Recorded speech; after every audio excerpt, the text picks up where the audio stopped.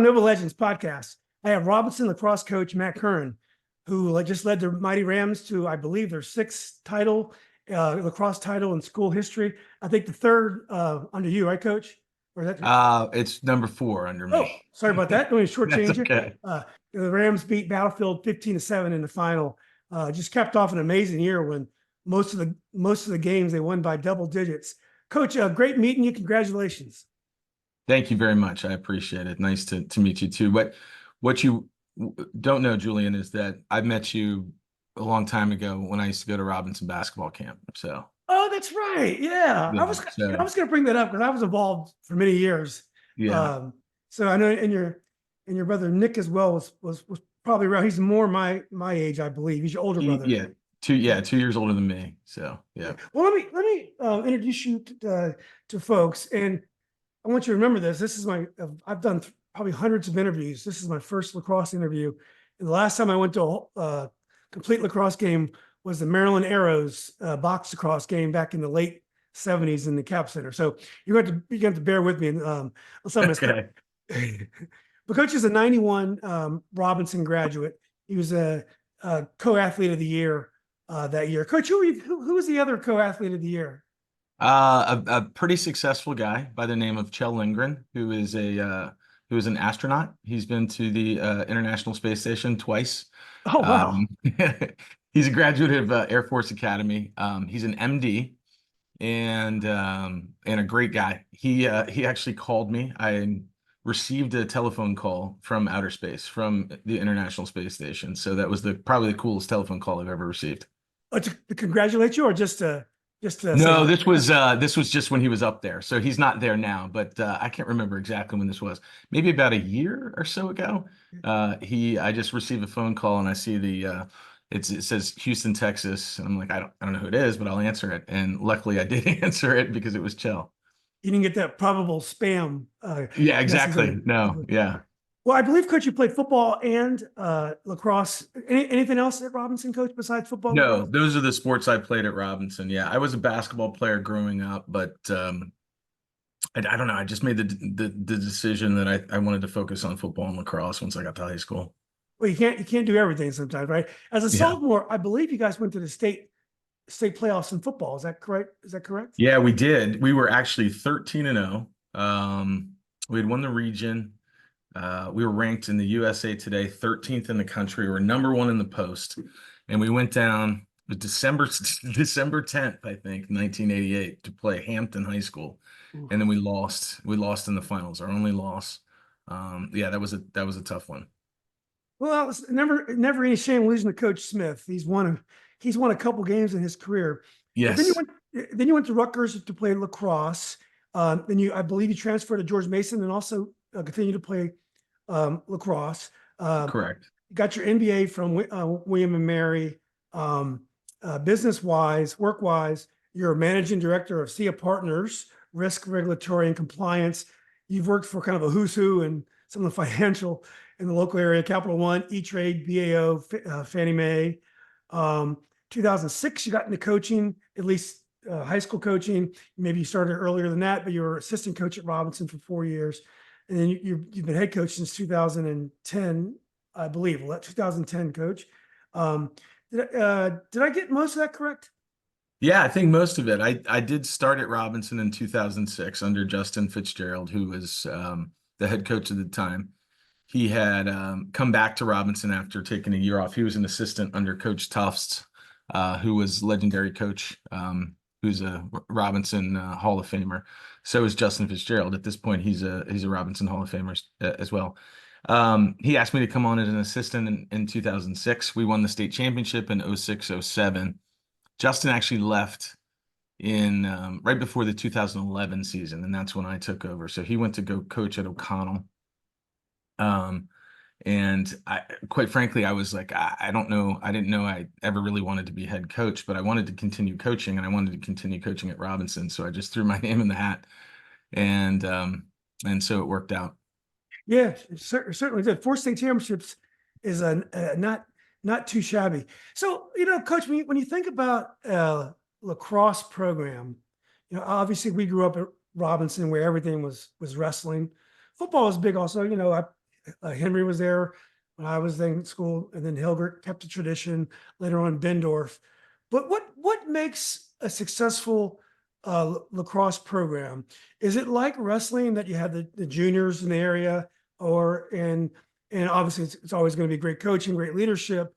And like Madison, for example, baseball, they have great youth programs almost in everything, but particularly in baseball, then great coaching. What makes a great lacrosse program, and why has Robinson been so successful? Yeah, I mean, I think you nailed it, Julian. I mean, early on, having Braddock Road Lacrosse as a feeder system into Robinson, it fed Robinson, like Braddock, Woodson, sometimes West Springfield, and then was SYC. But Braddock Road was a well-established program early on. If you look back at around 1984, 85, there was Tom Worstel, who played for Braddock Road. Braddock Road had a varsity team then, who went on to become a three-time All-American at Maryland. Because he went to Annandale High School, they didn't have a team, so he played for Braddock Road. So there was an established program, Braddock Road, and youth.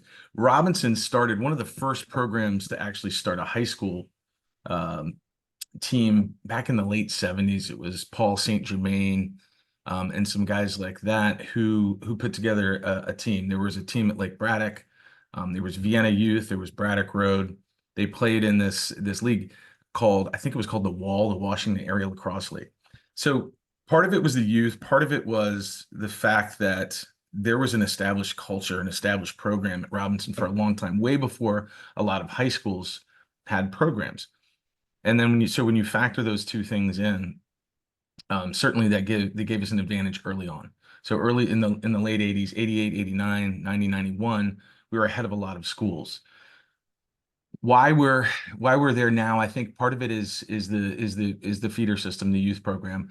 Part of it is the culture that was created back then. We've had some great coaches come through. We had Dan and Mark Thompson back in the 80s. We had Colonel Bourne. We had Tom Tufts, Justin Fitzgerald. And this culture that was developed back then has really we've carried it on. It's not something I created. It's not something Justin created. It's something that existed for a long period of time, and we've been able to really perpetuate it. That certainly goes a long way. But coming down to it, it's the talent level, getting guys that are coming into the door, who have played for a few years, have played in good programs.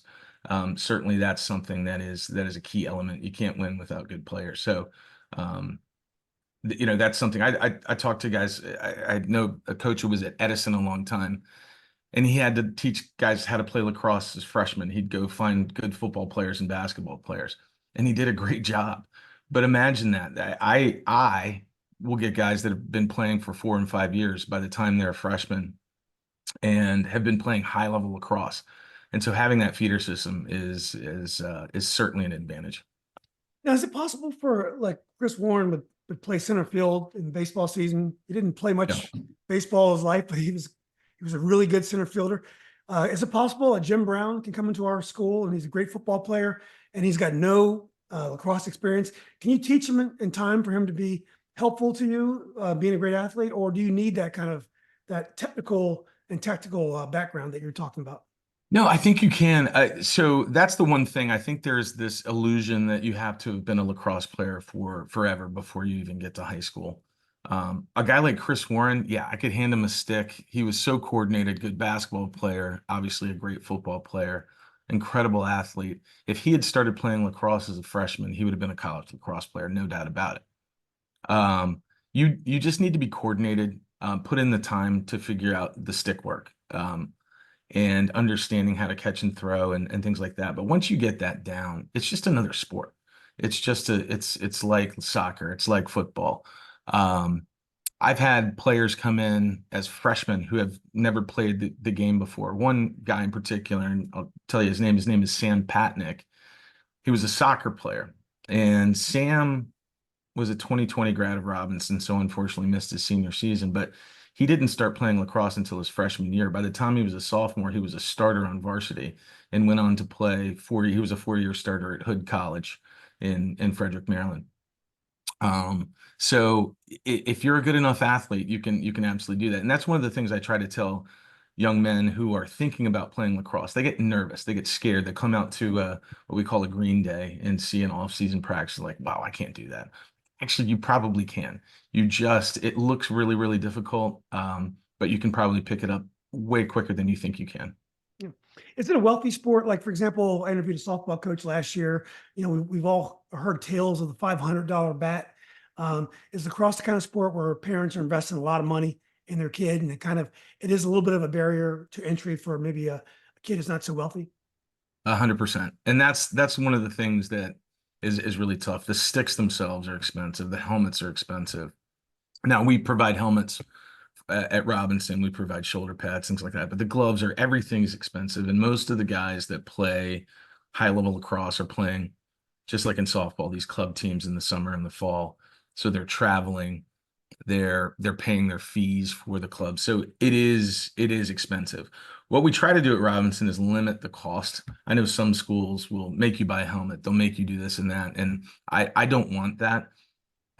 We'll if a guy just says I don't have gloves, well, I know that there are players who have been playing for a long time that have extra gloves, and we'll try to figure out what we can do that. But it absolutely there is a barrier to entry for folks that don't have the funds. And that's unfortunate. It's not like soccer where you just need a ball and a goal. You need helmet, you need balls, you need sticks that are, I mean, this stick behind me right here is probably a $250 stick. Wow. And that's just insane. It's crazy to think about. But yeah, so absolutely. Yeah. So what kind of kids play lacrosse? So, my kids went to Yorktown, and um, I saw kids growing up. My son was a soccer player, and I saw most kids start in soccer in Arlington because that's the first sport, and then they start peeling off with 6 and 7, lacrosse, basketball, football, whatever. Uh, is there a rule or kind of a generalization you can make about the kind of kids that choose lacrosse, or it's just a little bit of everything, and some kids just kind of gravitate towards it? Yeah, I think so. I think kids just sort of gravitate toward it. It's a physical sport, so you want to. Most of the kids that play it are like the physicality. So we do have a lot of crossover with football. There's not as much hitting as football, but someone that wants that physicality. Um, the one thing I can tell you, Julian, is playing in college, a lot of my teammates were soccer players. Now, there's a lot of reasons why we don't have that at Robinson. One, it's the same season. Two, soccer's become one of those sports that I feel like it's the only thing you can play if you do play soccer. I guess that's changed with many sports as well, but soccer especially. But a lot of football players. I wish I had more basketball players, quite frankly. That translates well to lacrosse. The spacing is a little bit different, but the structure of the game, offensively and defensively, is much more like basketball than any other sport out there. So I wish I had more basketball players. I don't know if I can put my finger on, hey, it's this type of kid that plays lacrosse. I'm not sure. It's again, it's some of the guys that got into the sport early on. Some of it because their parents played. I know all three of my kids. I never pushed them into lacrosse, but they all played lacrosse because they were around it so often. We watched it on TV. We would go to games. So yeah, it's hard to say, but certainly someone that loves the speed and physicality of a sport would be attracted to lacrosse. Yeah, I mean, you didn't push them to it, but they wanted to have dinner at nighttime. They would have had to play lacrosse. How many specialists do you get? What percentage of your lacrosse players are specialists only play lacrosse? I would say probably half the team. Oh wow. Yeah, which I can't tell you that I'm a big fan of. I like guys that play other sports. We do have quite a few football players, but we have some guys that run track. Thinking, do we have any more basketball players? I don't think so. We had some guys that maybe played freshman, sophomore seasons, and then they stopped playing. But a lot of guys are focused, and part of it is the summer seasons. They have summer and fall, and we do things in the winter. But quite frankly, what I tell the guys is, I know that when I speak to college coaches, they love guys that have played multiple sports. Mm. I remember talking to Dom Starja, who was the longtime coach at your alma mater, and he was like, I like football players. I like basketball. I want guys that don't just focus on lacrosse all year round. He felt like that provided I don't know, something different, maybe a level of athleticism. I'm not sure, but I know college coaches certainly like guys that play multiple sports. Yeah. How about the athletes at Robinson these days? I went to watch the Robinson soccer team play a few times. I love that team. I mean, they were so talented. It broke my heart when they lost this year. But Robinson has a lot more Latino kids. When I was at Robinson, it was a lot less diverse. Probably 4% African American, maybe probably 4 or 5 Latino, or even less. Now it's extremely diverse population. Have the athletes changed, or is it the same? I know obviously times have changed, and kids are different these days. But are the athletes generally the same as when you played sports? Yeah, I think so. I would say though, looking at my team this year, they were these guys are much more focused on lifting weights, on putting the time in. My team they were really strong. Almost like looking back at you mentioned Bendorf, his football teams were amazing. They would win powerlifting meets because they put so much time in the weight room. So I would say that the guys that on this year, I mean, I look back when I was in high school and I feel like I was still kind of a boy, and these guys were men out there. So I think they've changed a bit in terms of the diversity and the structure of the team. It's changed somewhat, but that's one thing about lacrosse is you'll see it's a sport that I would like it to be more diverse. I would like more players, and I've talked to players, football players, basketball players at Robinson. One of the guys that I tried to get out to play lacrosse was Tristan Lee, who's the starting left tackle for Clemson now. Wow. He's like, I don't know anything about lacrosse. That's fine. I'll teach you how to play. Um, I want just great athletes and great players, and I'd like as many people to be involved in the game as possible because one of the things that I look back on is such a big part of my life, and I played so many different sports. But when I look at lacrosse, there's this special feeling about lacrosse, and when you go back to the origins of lacrosse, it's a Native American sport. It was started by the Haudenosaunee up in New York and Ontario. Uh, Most people know them as the Iroquois. It was called Tewartan, and it was the medicine game or the creator's game, and it was something that was used to heal.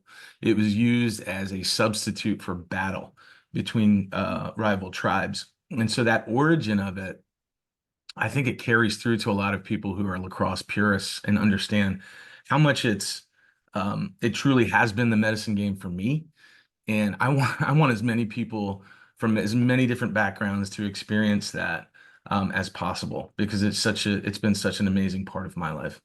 Yeah. Well, when you think about coaching, you had some great coaches at Robinson. We had great coaches everywhere. Back then, it was such a honor to coach at a high school. It still is, but it's difficult to find teachers to do it. And a lot of our coaches come from outside the building, like yourself. But if we go back to your Robinson days, what kind of things did you learn from Coach Hilgert and some of your other coaches you had at Robinson? My guess is that's probably an obvious question. They probably formed you in a lot of what you do. You Right. harken back some, but talk about some of your Robinson coaches and what they meant to you and how they formed you as a coach. Um, yeah, it's interesting because I had a number of coaches, a number of teachers at Robinson who had profound influences on me. Going back to a guy that never even really coached me, but he taught me. Your coach, Bob McKeag. I mean, he was one of the guys that I looked up to. Was an amazing guy. He was my driver's ed teacher. I loved going to Coach McKeag's class because One he of the was funniest people I've ever met in my life. one of the funniest. Yeah, such a great guy. That was like my favorite class in high school. I only had it for one quarter. Um, Coach Hilgert, I learned early on that in high school I was a jackass because that was something that he would like to call people. That's right. He would take his visor off and hit you on top of the helmet with it and call you a jackass, which I'm sure I was.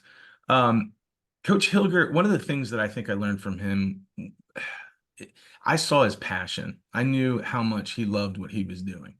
Um, if he got angry at you, if he was upset, it wasn't because he was mad at you. It was because he knew that you had a ton of potential and that he wanted the best out of everybody, out of his teams, out of his individuals. He was also a fun guy to be around and a just a funny guy. And I think I learned a lot about from him, looking back as a coach, balancing that you can be tough, but you got to remember we're out here to have a good time. This is something that is, you don't have to be there.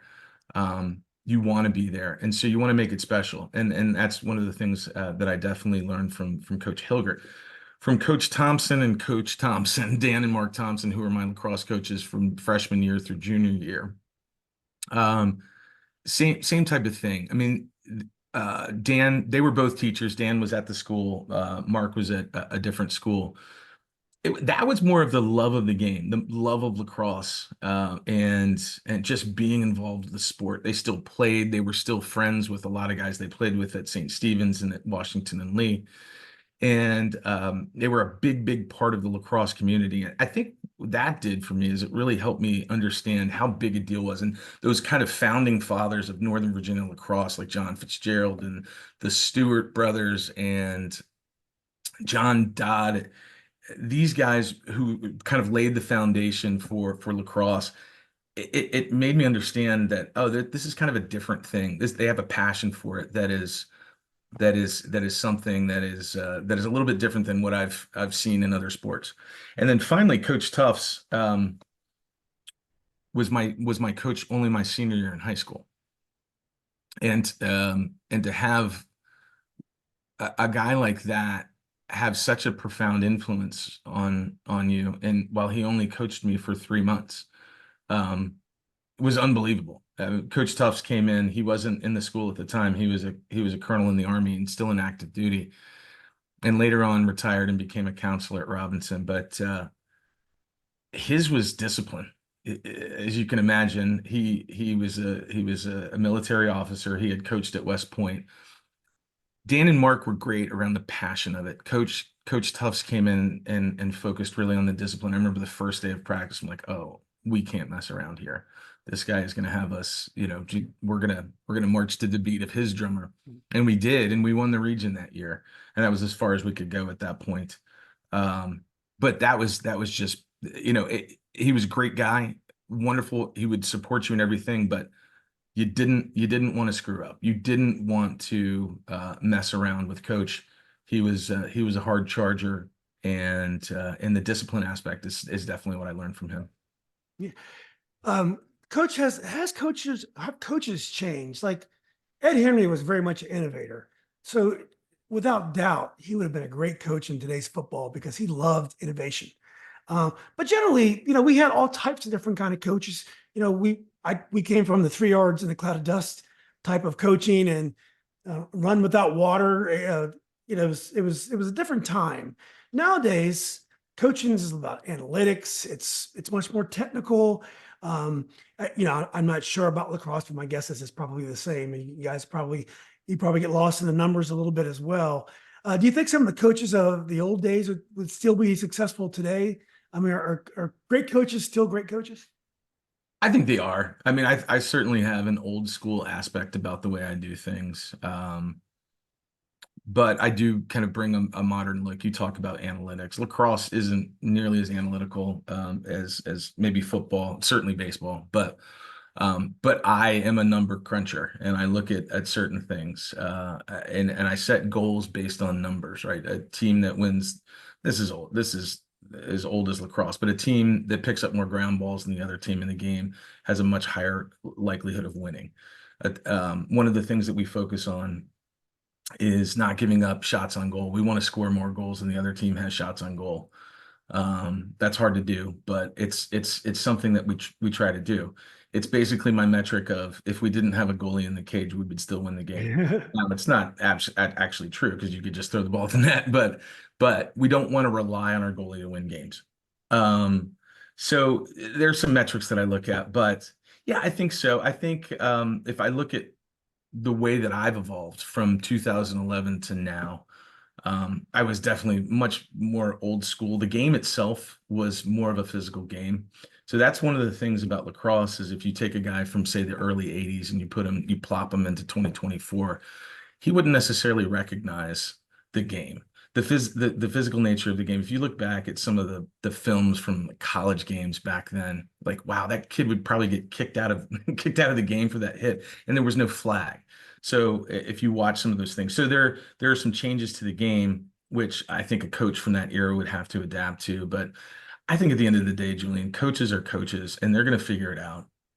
It's all about figuring out how to motivate your team, putting a game plan in place that will optimize your chance at victory. And the way that you get there may be a little bit different today than it was in the past, but ultimately the goal is the same. And so I think it translates definitely. Yeah.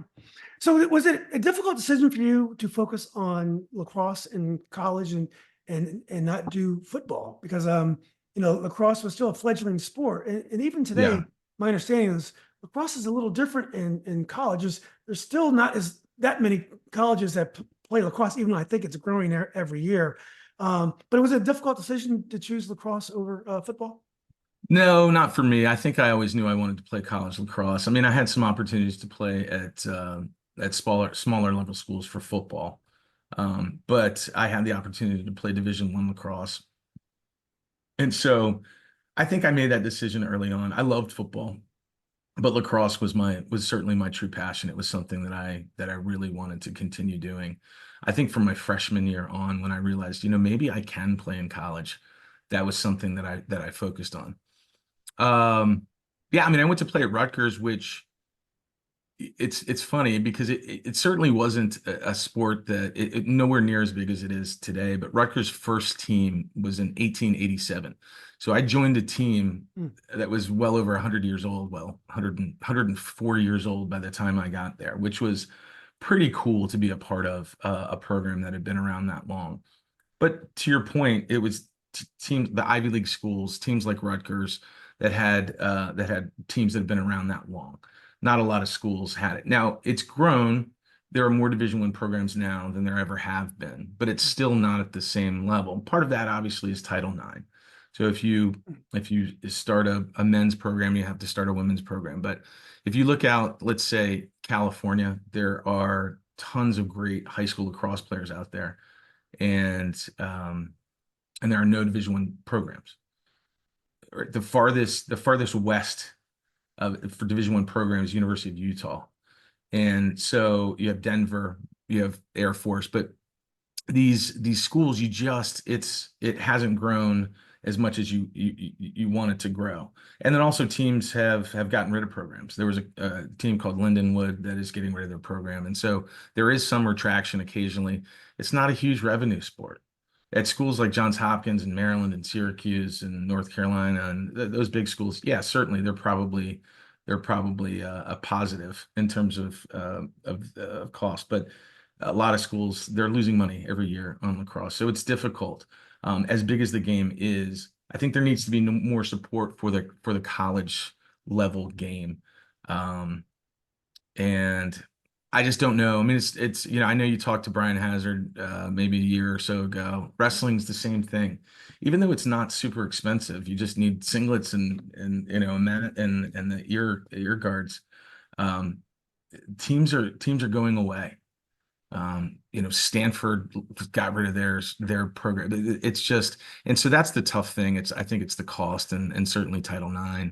I wish it would grow more. Like Stanford, for instance, that would be a great place to have a Division I team and Southern Cal or something like that. That'd be awesome. I'm hopeful that we'll see the day where lacrosse has gotten to that point, but let's wait and see at this point. Is the college game much different than the high school game? Like, for example, football, high school football is really caught up to college football in terms of how it's played. It's very, the passing game is very complicated and very innovative. Is the high school game and the college game, are they very similar? They are similar. I think at the highest levels, you'll see a very, very similar game. One of the things, there's two rule sets, not to get too technical into the weeds here, but so a lot of the private schools will play the NCAA rules. In the NCAA rules, there's a shot clock.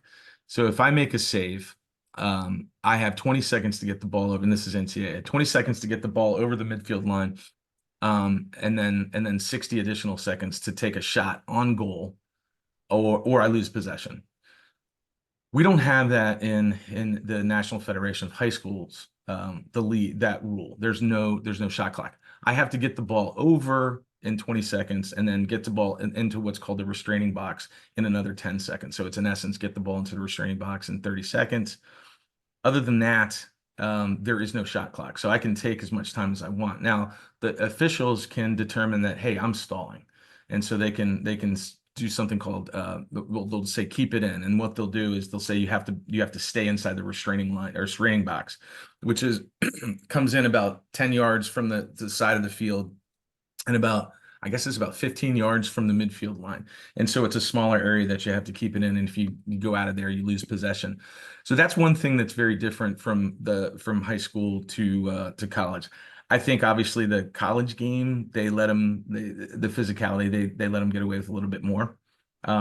Although I would say in the state tournament, we, for the most part, except for maybe the final game, they sort of let us play like a college team. Unless it was egregious, unless they were really protecting a player, they were letting us play a little bit, which I like, as long as no one's being unsafe and all the players are protected.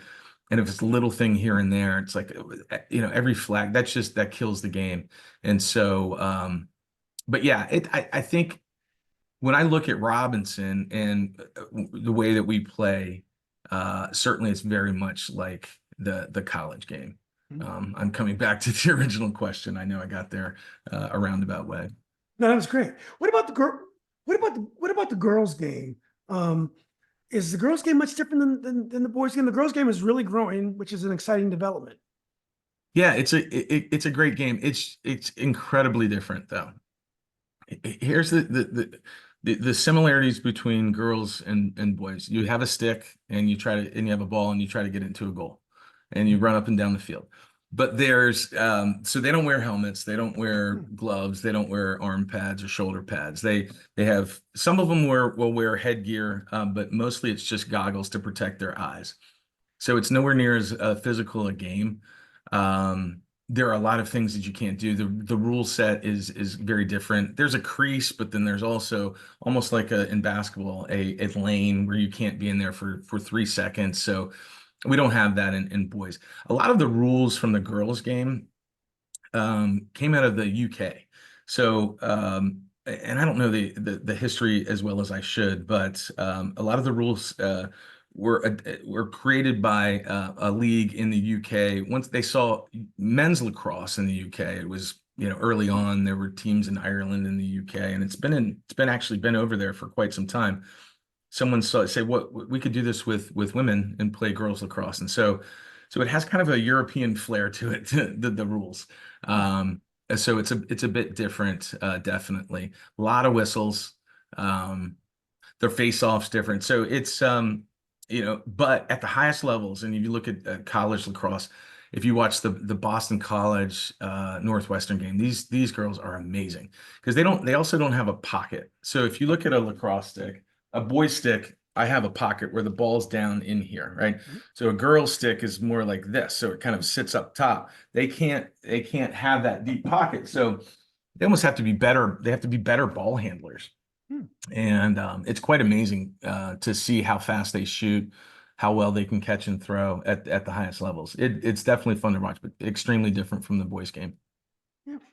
Well, Coach, you're working on your career. You're doing some great things in business. When did you decide you had enough time to coach? I know that coaching can be all encompassing. I think I said that right. It's one of those things, once you get it in your blood, it consumes you. It's great. Yeah. There's nothing like it. But it is a sacrifice, and it can be difficult, family and also career. So when did you decide you wanted to sacrifice so much time to coaching? I don't know if I ever made that decision consciously. And when you said, when did I decide I had enough time to coach? I don't have enough time to coach, but I figured out. It was well, I think Justin Fitzgerald, who was the coach that hired me at Robinson, he sort of created a monster in 2006 when he asked me to come out and help. I just got the bug, and I had coached before. I coached a girls JV team at Oakton one season, and this was back in the 90s, and I was like, wow, I think I might like coaching better than playing. This was just so fulfilling to see a team when you set up a play and they run it perfectly and score. And then I helped my buddy Matt Robinson, who was also a 91 grad of Robinson, coach a Braddock Road team, just an 8th grade team back in the early 2000s. And I loved it. And so when Justin hired me in 2006, I think it was just he created this monster of someone that can't really give it up at this point. And my wife's wondering when I'm going to retire and spend more time with her in the spring. But she knows it's my therapy. It's my happy place. So, and she recognizes that I need this in my life. I don't know. Like I said, I don't know if it was ever a conscious decision. I just kind of walked into it and said, "Yeah, I can do this as an assistant." And then taking a head coach, I'm like, "Wow, this is a lot more work," but I love it so much. Like, why would I stop doing it? People ask me the question like, "Hey, when are you going to retire?" I'm like, "What do you like to do when you're not at work? Oh, play tennis. When are you going to stop playing tennis? Or when are you going to stop playing golf?"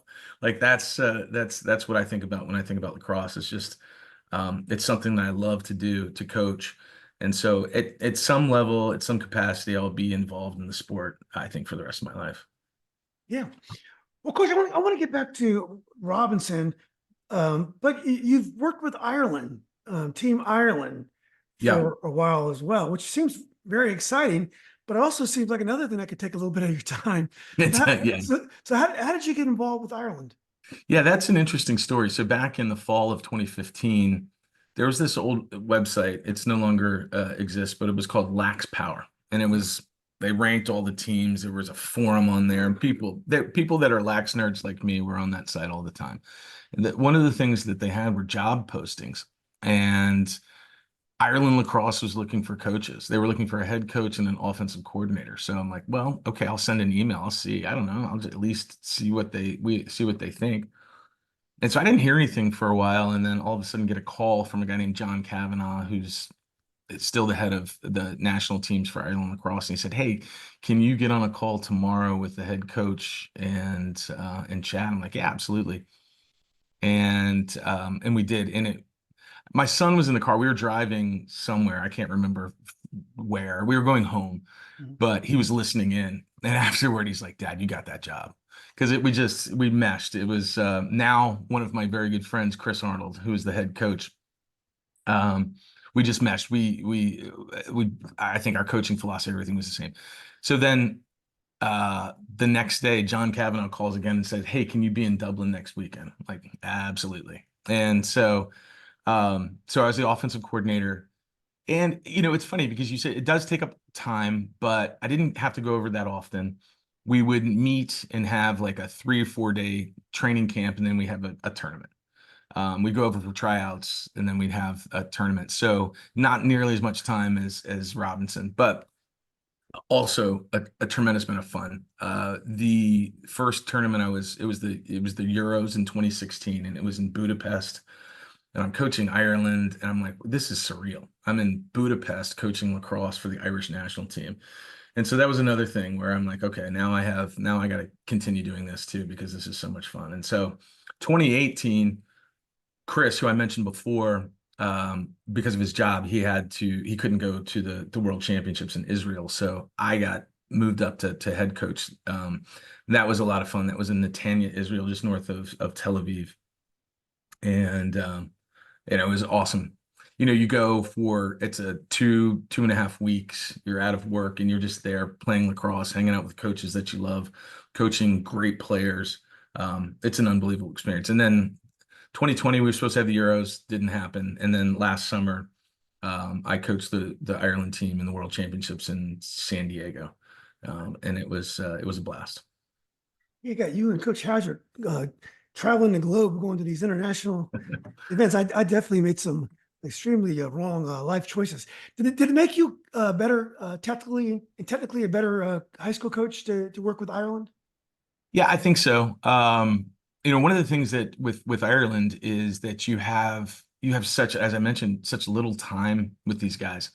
And so one of the things you figure out is, all right, what's the best offense? What's the best defense? How do we install these things? Now, luckily, we're dealing with older guys that have been around the game for a little bit longer. So maybe they can pick things up a little easier than a high school kid. But it's one of the things you have to do is you have to adapt really, really quickly. And you might have to change. You have an 8-day tournament and you have a game a day, and you have to adapt that quickly.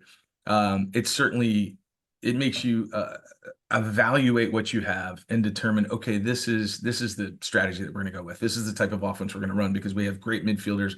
Our attack, they're pretty good, or are we going to go from attack? Are we going to have a slow, we're going to slow it down, or we're going to push, depending on what kind of athleticism we have at the midfield. And so those are little things that you have to figure out very quickly. You also have a 23-man roster, and so that's not that big. And when you have a couple guys go down, it then you're like, okay, well, this changes things. So now what are we going to do? Last year we lost our face-off guy, and then we lost one of our starters down low, and the 23-man roster, that really, really impacts you. So you have to adapt. So I think it has made me a better coach. The other thing is working with other coaches. I think if you're working you're in a vacuum and I'm the Robinson lacrosse coach. Well, yeah, I watch lacrosse on TV. I do this. When you work with other coaches and you see their philosophies and you learn different things, that's really cool. Coaching club, coaching Ireland, and working with guys from different schools, different universities. That cross-pollination has been pretty good, and it's certainly helped me. Definitely as a defensive coach. I would have never told you I could coach defense even 7 years ago. And now because of the guys that I've worked with for Ireland and coaching club, that's really helped me to establish my knowledge of coaching defense. Yeah. Before we get back to Robinson, in lacrosse, what's more important to top players, club or high schools, or is it the same? Is it the same push pull you see in soccer and some other sports? No, it's not. So it's definitely not the same as soccer, which is good. I think in terms of it depends on what your motivation is. I think club's important because that's where most of the recruiting happens in the summertime and in the fall. So it's important in that regard. But in terms of wins and losses, thank goodness it's still high school, at least in my opinion. I know that if you asked any of my players and they said, "Hey, would you rather win a club tournament or a state championship?" 100% of them would say a state championship. But the club thing is important. One, it keeps a stick in your hand. It keeps you get different perspectives. You get coaching from different guys, which I think is helpful. But then also the exposure. So just like AAU basketball, right? These college coaches, they don't have time to come out and to watch games in the spring. So they have opportunities at summer tournaments and different showcases. And so there is that. But we don't run into where, oh, I'm going to play club instead of high school, like soccer, which I'm very happy with because I feel like young people should play for the high school. These are kids that they grew up with, especially at a public school like Robinson. You went to Oakview, you went to Laurel Ridge, you went to Terrace Center, you went to Fairview, you went to Bonnie Bray, and you just happened to live in the same school district, but you grew up with these kids. And these seniors on my team this year, some of these guys have known each other since they were in elementary school, since first grade. How cool is that to win a state championship with those guys? Yeah, winning a club championship with guys that you met 6 weeks ago or a year ago, that's still fun, but it's nowhere near the same thing. And so I think thankfully lacrosse is still focused on the school team first and then club second. So it's more like football in that regard. Football, Yeah. your high school means everything, no matter what you're doing. I guess there's not even a club scene, but in lacrosse, do kids choose schools because of lacrosse? Like, so could I leave and go to Paul VI and play lacrosse if I'm a top player? Is that a thing? Absolutely. Yeah. And so there's so many, and that's one of the things that you look at schools around here, us, Langley, McLean, Yorktown, Alexandria City.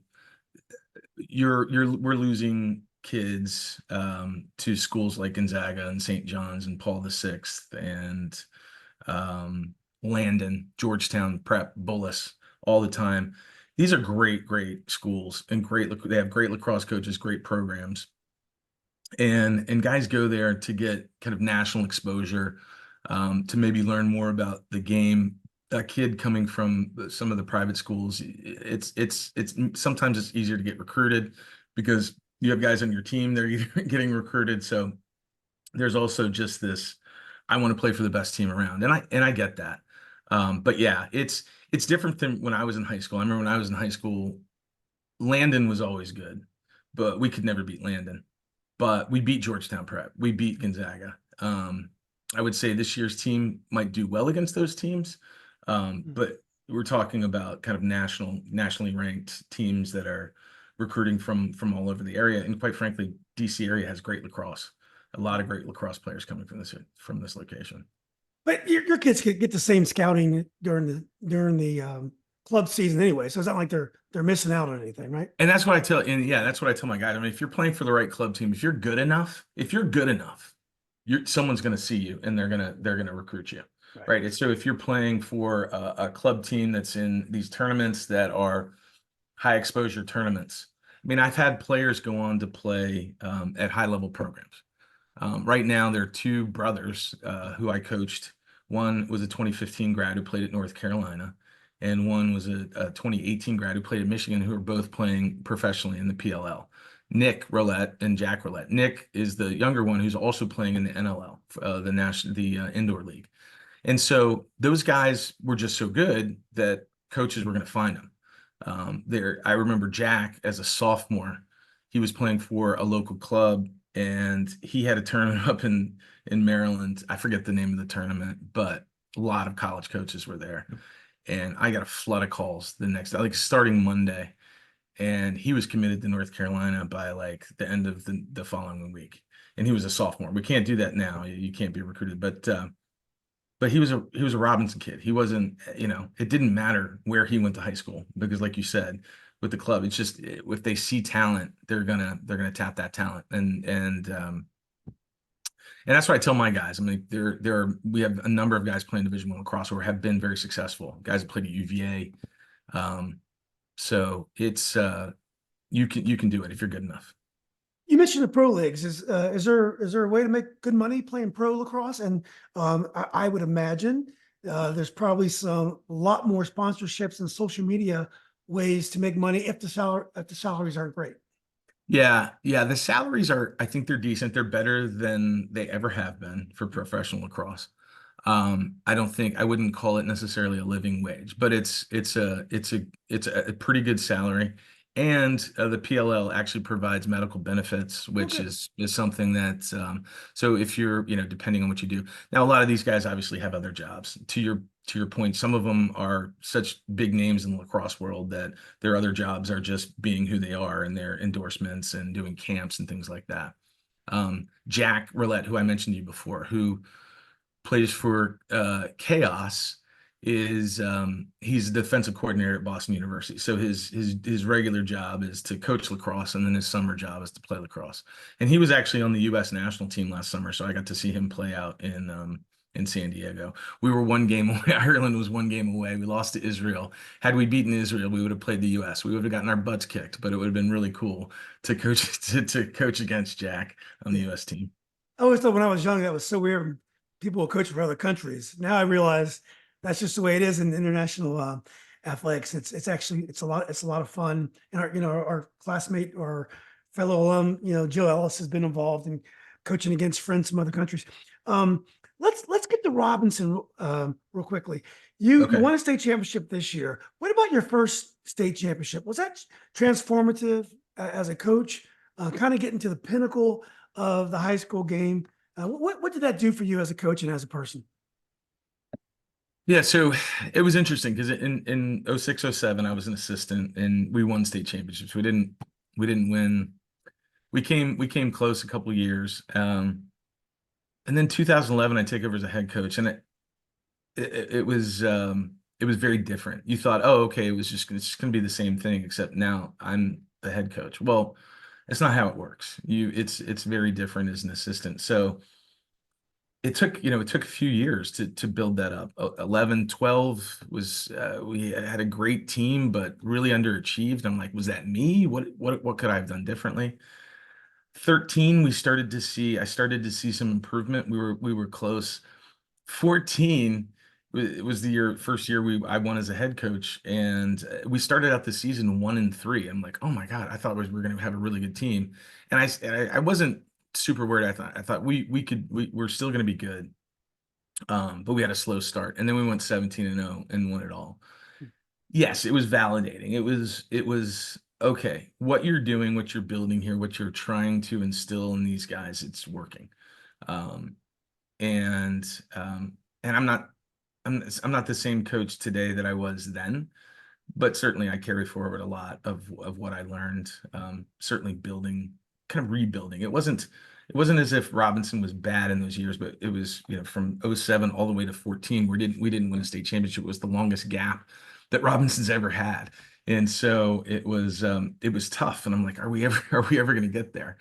But then I experienced that same thing again. So we won in 14, 15, and 16. And then in 17, we got bounced in a crazy game where we had a ton of penalties called against us. 18, we lost in the state finals. 19, we lost in the state finals.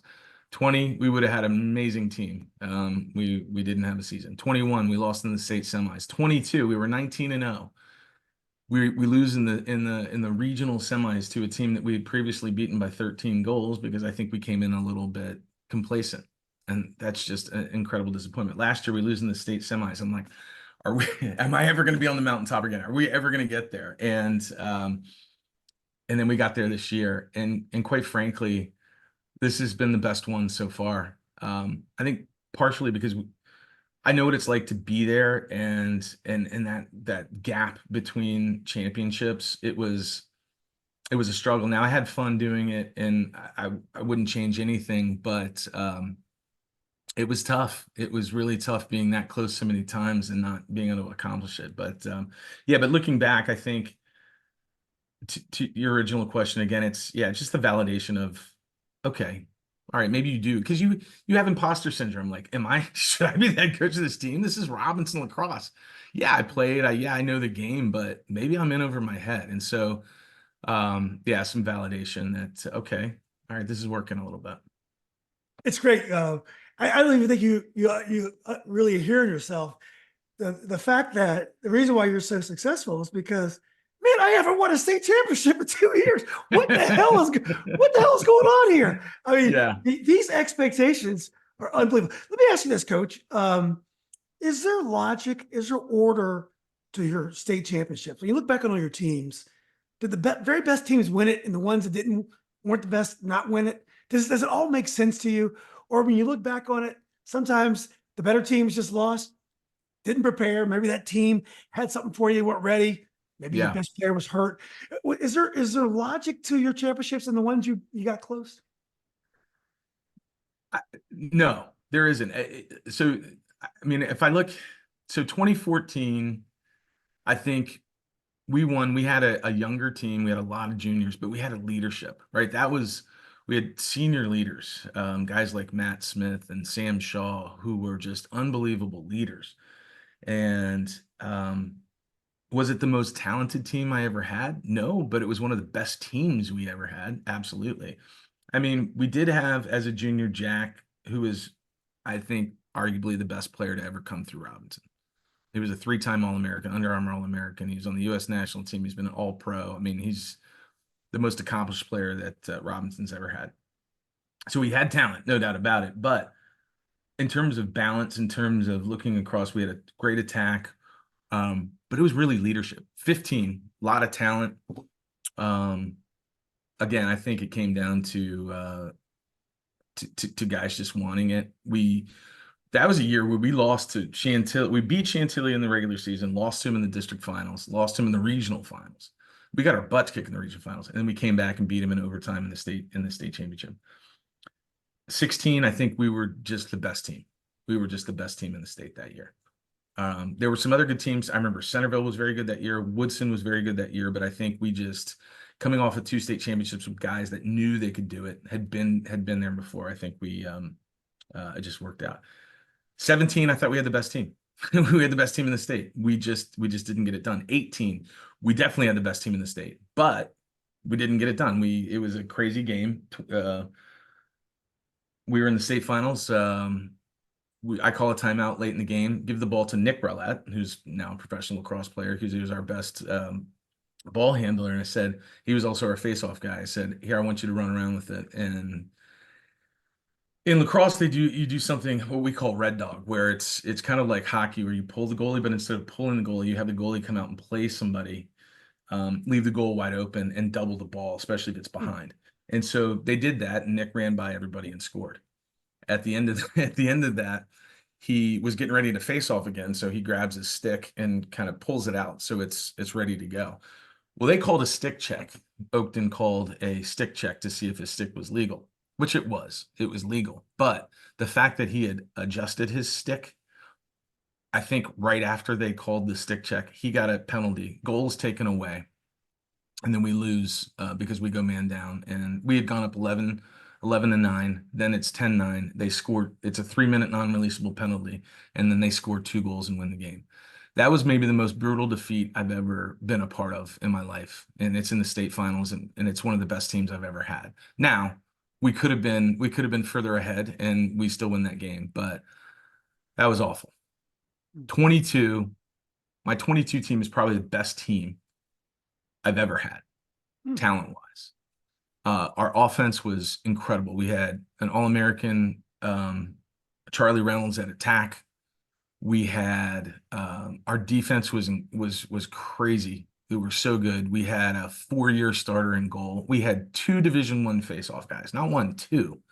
One who's playing for St. John's now, and one who's playing for Manhattan. And we go into a Monday game. It's 2 days after prom, 1 day after grad parties. The guys are feeling great. We're 19-0. And we lose to a very good team, mind you, a very good team that we had previously beaten by 13 goals.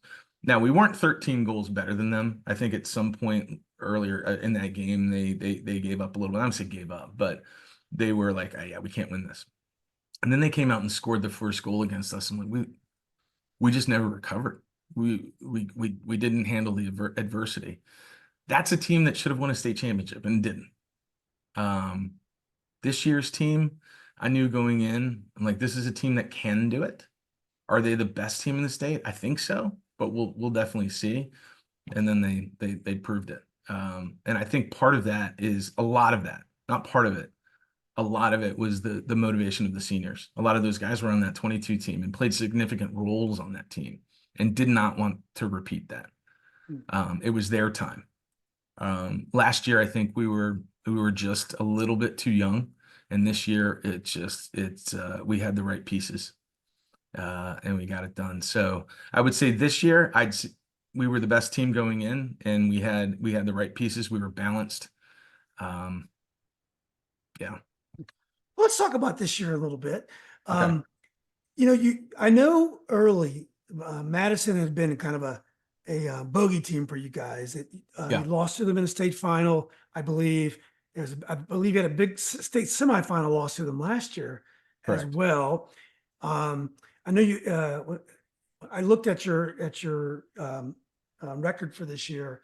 You had a couple close games early, and then after 3 or 4 games in, I mean, you guys are winning every game by 10 goals. Just to get some of the players that you had this year: All-American attacker Logan McHugh, Mason Henson, defender Lars Inge, I believe pronounces midfield.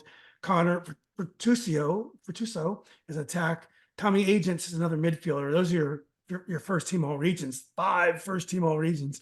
But it seemed like it was a year where once you exercised a couple demons early. Yeah. It went pretty well for you this year. Yeah, it did. Early on, you don't know what you're going to get. And usually the way it works in lacrosse, at least my experience, is your defense is always going to be a little bit ahead of your offense. It takes the offense a little bit longer to get going. And we saw that early on. Yorktown's defense in that first game, they had a great goalie and a great defense. And so we weren't able to we weren't quite there yet. But luckily defensively we were able to slow them down. And then we play a McLean team that I think was incredibly athletic. And we didn't play the best game that we played, but that was a 1-goal game. It was our closest game all year. They have a midfielder, Max Mullen, who's unbelievable. And I know we told our guys going in, I'm like, this kid's really good. We got to stop him. He probably scored 3 or 4 goals in that game. And in their defense, and I can't tell you the guys' names, but they had 2 long poles, 21 and 22. It's just super fast, just really getting up and down the field. And like, I think our guys were not expecting the level of athleticism, right? So we were lucky to get out of that game with a victory. But I think that lit something, kind of a fire under them, is that game. Even though it wasn't a loss, it was like, you know what, we need to play better than this. And so we saw that. And then you see the progression of the offense. The offense is getting better. We're throwing more things. I mean, we start out like basic. You can imagine like in a football season. Well, you're going to work on really basic plays. You're going to start out with with a shotgun running a double reverse and things like that. You're going to start out with, let's work on the dive play first, and then we'll figure it out. And so it's the same thing with lacrosse. We're going to start out with kind of basic formations and not get too complicated. And as we move forward, we get a little more complicated. And so you saw our offense really start to take off. Is there ever a notion, Coach, in lacrosse that you're winning too easy, so you're not going to be prepared for a close game? Like, for example, in soccer, Langley almost won the state championship this year. And I mean, they were a mess at some points this year. They'd lose some games. I'm sorry, McLean. Those guys are going to kill me. Yeah. They'd lose some games they should have won. They escaped narrow escapes. But when they got to the postseason, they were not flustered at all by all the close games. They had a penalty shootout. They won. They did everything right when they needed to. They had been through so many tough games.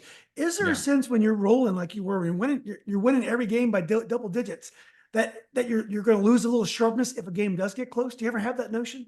Yeah, big time. And that's one of the things that I was nervous about. So in the past, we would schedule games against schools like Landon and Georgetown Prep, and just the scheduling. I couldn't do that this year. Just the way we have a bigger district. I just couldn't, I didn't have the flexibility. So I'm worried. I'm like, I've never had a team go undefeated because they've never had to deal with adversity. They've never had to respond to a loss. And then, like you said, we're winning games by a large margin. And a lot of times that was the problem with the 22 team. We were never behind in a game until the last game, and we lost that game. We were never behind. Now, our guys got in some holes. They played some games that weren't the best. We played a game against Stonebridge, and Stonebridge came out, played probably one of the best games of the season for them, I would imagine. And it wasn't a great game for us. That was kind of like a loss. And I'm like, God, we needed that. We needed that because we came at it against a team that on paper we should have beaten by way more than we did, and we only beat them by 4 goals. So luckily we had a couple of those games or those situations, but that was my biggest worry was, oh God, we're going to play some teams later on. It's going to be a lot closer. Can we handle that? The good news is one of the toughest teams I've coached. These seniors, you mentioned Lars Engie. James Earls was a guy that was also first team all region. I mean, these guys, I talk to my coaches, they're like most likely to be special forces. I mean, these guys are that tough. So I knew that they would respond. But that's absolutely a worry, especially based on the experience that we had in 22. Coach, what's your outlook for next year at this point? I'm not trying to. I want you to enjoy your title. I'm not trying to. Yeah. I'm not trying to put some high expectations because you're really tough on yourself. But looking ahead, what do you think about next year? Next year is going to be very, very different, offensively especially. So defensively, we lose James and Mason down low, who are first team all region. We lose 5 out of our 6 actually 6 out of our top 7 offensive players. So that's a lot of goals going away. Now we have some guys coming in. I think we have a transfer. I don't know 100% yet. We have a freshman coming in. We have Connor Fructuoso back, who scored 66 goals this Wow. year. We have some guys that played significant minutes for us, some seniors, some freshmen. We have our face-off guy back. We have our we'll have a new goalie. It'll be interesting. It's going to be very, very different. I think it'll be hard for us because it's a lot of guys playing minutes that they haven't had to play before, and having roles on the team where they're the leaders, they're the guy. And so, yeah, it'll be interesting, but it'll be fun. And I think all of the coaches we're looking forward to it. But the expectations are always the same. All right, we want to get it done. We want to win a state championship. And we'll see what we can do. Yeah. Well, if not, Coach, we have to really think about your job going forward. I bet you James Earl is the son of a good friend of mine, Diana Higgs. Is there any chance that they're related? Yes, Yes. James Earls is yes. Yeah. Okay. Yeah, that's awesome. Diane's awesome. We've been in school since second grade together. So, Coach, look, last question for you. So I'm 58 now. So it comes a certain age, you get obsessed with retirement. Yeah. I was listening. You have an incredible memory for all these seasons, and I interview a lot of coaches, and some things get kind of blended in. They can't remember things. Your memory is very, very sharp. What value do you put on all these incredible memories that you've created, that you've helped to create with these kids and your assistant coaches, who I'm sure have been great to you as well? Yeah, and the relationships that you have with these kids as they become men and invite you to their weddings, and your godfather or whatever, but who knows? When you think about retirement, and a lot of our friends, they spend all their time working because they want to have all this money stacked away so they can have this retirement where they can go to Belize whenever they want. You're going to be you and all coaches like Red Jenkins and all these wonderful coaches that I've talked to, you guys are so rich in things that the compensation is a little bit different. I'm sure a lot of the lessons that you learn as a coach have helped you in your career as well. I know they've helped me. But what do you think? What value do you think you put in all these great memories and relationships that you have fostered and created? I think it's the reason I do it. I think when I think about coaching and the impact, and sometimes I don't appreciate it. I'll be honest with you. Sometimes it takes a parent commenting on how much I impacted their son, or a guy coming back and telling me how great an experience he had. But that's my main goal. And what I tell the boys every year is Robinson Lacrosse, and being at that school, Robinson Sports, but specifically Robinson Lacrosse, how much of an impact and how amazing an experience it was for me. That's what I want to give them. Right? We have goals of winning this and that, but I still am good friends, and I'm still on a text chain with my buddies from high school, and all they want to talk about is how the season's going and different things like that. And I wouldn't trade that for anything in the world. And I want that for those guys. I want them to build those relationships. I want them to get the same thing that I got out of Robinson Cross, and a lot of guys before me and a lot of guys after me. And so that's my main goal, right? So that's how much value I put on it. It's really all about that for me. Yeah. Well, look, Coach, this has been great. I learned so much about the game. I promise you, I'll go to at least a couple of your games, especially if you guys get to the postseason. Love to see one of those high. I love elimination matches.